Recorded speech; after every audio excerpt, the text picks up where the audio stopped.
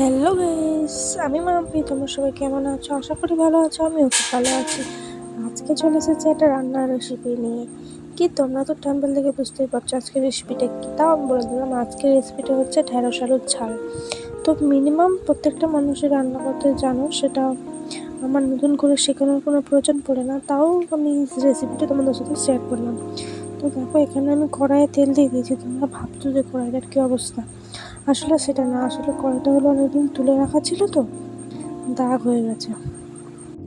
তার মধ্যে আমি কেটে রেখে দিয়েছি ভেন্ডি, আলু, কাঁচা লঙ্কা, পেঁয়াজ কুচি, সমস্ত কিছু, টমেটো কুচি রেখে দিয়েছি। তার মধ্যে তেলটা গরম হয়ে গেছে, আমি ভেন্ডিটা ভেজে তুলে নিচ্ছি। ভেন্ডিটা তুলে নেওয়ার পর কিন্তু দেখো, আমি কড়াই অলরেডি ভেন্ডি দিয়ে দিয়েছি। তোমরা কিন্তু আমার কড়াইটা দেখে কেউ খারাপ কমেন্ট করবে না, কারণ কড়াইটা কিন্তু তুলে রাখার কারণে এরকম দাগ হয়ে গেছে। তোমরা মিনিমাম সবাই জানো যে জিনিস তুলে রাখলে কিন্তু একটা দাগ চলে আসে। যাই হোক, আমার ওরকম দাগ হয়ে গেছে। আমি ততক্ষণ অবধি ভেজে নেবো যতক্ষণ না ভেন্ডিটা একটু লাল লাল করে ভাজা হচ্ছে।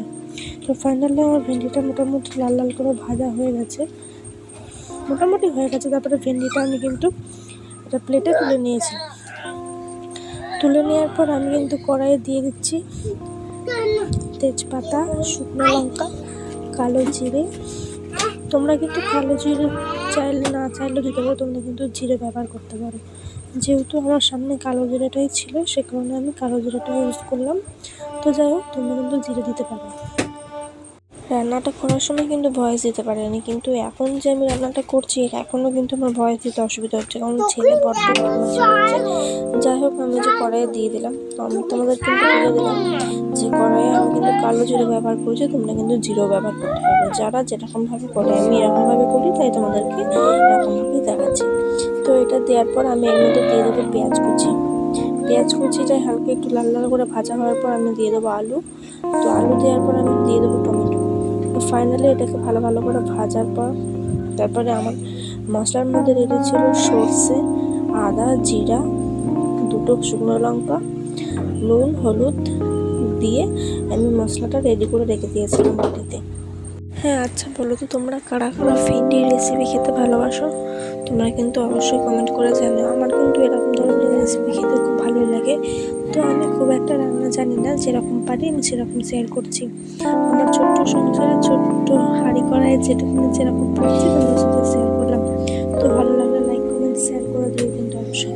আর ভিডিওটা যারা দেখছো অবশ্যই কিন্তু স্কিপ করে দেখো না, অবশ্যই কিন্তু ফুল ভিডিওটা দেখো, নাহলে কিন্তু আমার রেসিপিটা ফলো করতে পারবে না আমি কীভাবে করেছি। তো যাই হোক, এই যে দেখো, আমি ফাইনালি আমার রান্নাটা কমপ্লিট করছি। এই যে আলু দিয়ে দিয়েছি, আমি মশলাটা তো বলে দিয়েছি যে কীভাবে রেডি করে রেখেছি। আমি একটা পাত্রের মধ্যে আদা, জিরে, সরষে, দুটো শুকনো লঙ্কা, আমি কিন্তু গুঁড়ো লঙ্কা ব্যবহার করি না, শুকনো লঙ্কা বেটে আমি দিয়ে দিয়েছি। তো আচ্ছা, তোমরা কারা কারা আমার ইউটিউব চ্যানেলটা এখনও সাবস্ক্রাইব করোনি, প্লিজ অবশ্যই সাবস্ক্রাইব করে দিও। তো যাই হোক, আমার কিন্তু ফেসবুকেও চ্যানেল খোলা আছে। তো ফেসবুকে আমার চ্যানেল খোলা আছে মাম্পি মণ্ডল, সাইডে NX অর্ণব আমার ছেলের নাম দিয়ে। যাই হোক, তোমরা কিন্তু আমার ফেসবুকে কেউ ফলো করে দিও প্লিজ, ওখানেও তো আমার ভিডিও ছাড়া আছে।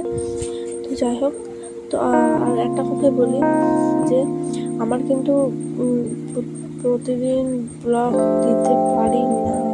ঘরে একটা ছোট্ট বাচ্চা থাকার কারণে আমি রেগুলার ব্লগ করতে পারি না, কারণ তার পেছনে অনেকটা সময় চলে যায়। তো যাই হোক, যারা আমার ভিডিও ভালো লাগে অবশ্যই কিন্তু আমার ভিডিওটা দেখো। আর সামনেই কিন্তু দুর্গা পুজো আসছে, তোমরা কারা কারা এখনও শপিং স্টার্ট করোনি অবশ্যই কিন্তু করে দিও। আমার কিন্তু করা হয়ে গেছে। তো ফাইনালি আমি কিন্তু করেও নিয়েছি। আমার কিন্তু ইউটিউবে একটা ব্লগ ছাড়া আছে, তোমরা কিন্তু দেখে নিও।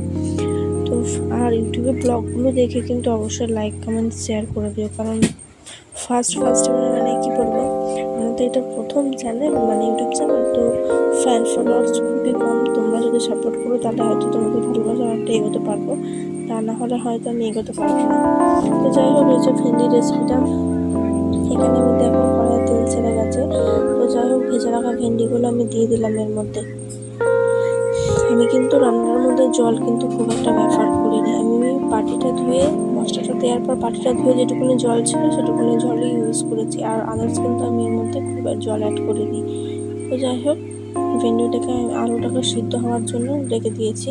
তো দেখো, মানে বলতে নেই, দেখে মনে হচ্ছে যেন জল দিয়েছি, কিন্তু আমি কিন্তু জল অ্যাড করিনি। আমি এটা যেহেতু মাখা করবো, আমি কিন্তু জল অ্যাড করিনি, মানে ভাপিয়ে যেটুকুনি আলু সেদ্ধ হয়েছে ওটুখানি।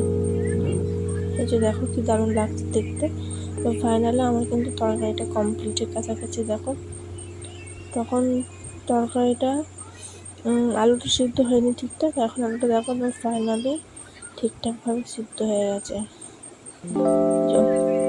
তো ফাইনালি আমি একটা রেসিপিটা কিন্তু দারুণ হয়েছে, তোমরা দেখে নাও।